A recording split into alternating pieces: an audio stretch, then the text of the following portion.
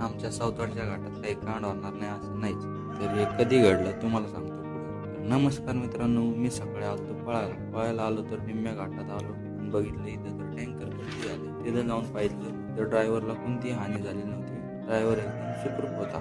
तर माझं एकच सांगणं आहे या ड्रायव्हर मित्रांनो, भावांनो गाडी सांभाळून चालवत, कारण गाडीला काही झालं तर ते नीट होतं, पण जीवाला लागलेलं नीट होत नाही.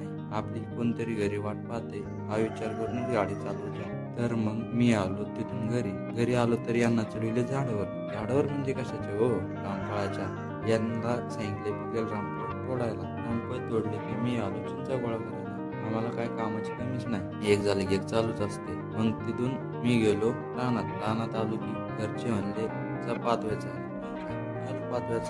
तिथून पाच वाजल्याच्या नंतर रात्री संध्याकाळी परत एक काम झालं. काही जण रस्ता चुकले ते चुकले डायरेक्ट रानात गाडी घातली. ते होते प्यायलेले, इतके प्यायलेले होते तर त्यांना रस्ता कुठून जायचं कुठे हेच करत नव्हतं. आणि ते 4 जण होते, त्यातले 2 प्यायलेले होते आणि 2 न प्यायलेले होते. तर त्यातला एक प्यायलेला माणूस दुसऱ्या गाड्याला गाडी चालवून देणार. तो म्हणायचा माझी गाडी आहे, मी दुसऱ्या गाड्याला हातच लावून देणार नाही. मग तो राडा बघून आमच्या गावातले काही जण गोळा झाले व त्यांना समजून सांगितल्यानंतर तो ऐकला आणि मागच्या सीटावर जाऊन बसला. आणि त्यातला एक गडी जो प्यायलेला नव्हता तो गाडी चालवायला बसला आणि मग ते तिथून निघून गेले. तर तुम्हाला पण असेच ब्लॉग बघायचे असतील तर मला फॉलो करा. तर भेटू पुढल्या व्हिडिओमध्ये. बाय.